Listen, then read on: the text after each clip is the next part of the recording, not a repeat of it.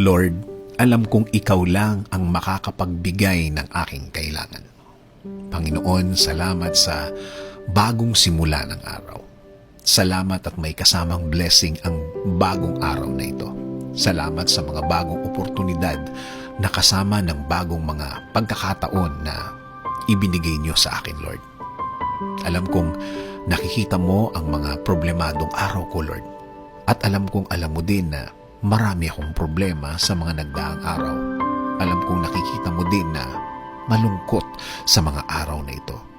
Alam ko din, Lord, na ikaw lang ang makakatulong sa akin. Patawad, Panginoon. Minsan kasi nakakalimutan ko na kaya mong baguhin ang aking sitwasyon. Alam kong kaya mo akong tulungan. Pero imbis na umasa sa iyo, umasa ako sa aking sarili. Umasa ako sa mga kaya kong gawin. Umasa ako sa aking lakas. At alam na alam kong kulang ito. Kaya ngayon, Lord, lumalapit ako sa iyo at humihiling na ikaw ang manguna sa aking araw ngayon. Ikaw ang mag-lead. Ikaw ang magbigay ng direksyon sa aking araw ngayon. Ikaw ang mag-provide ng ways para mabigyang solusyon ang aking mga kinakaharap ngayon.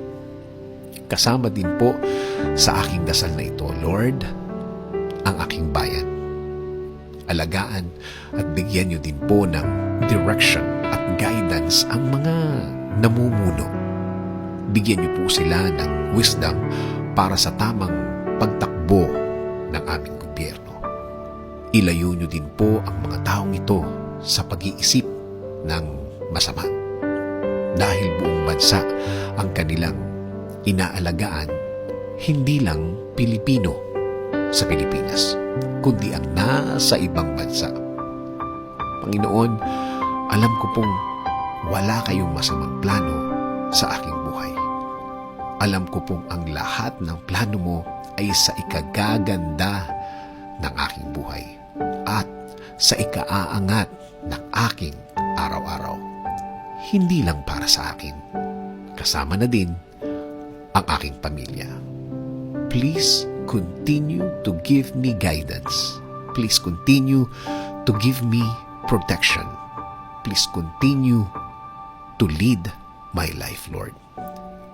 This I ask in Jesus' name. Amen.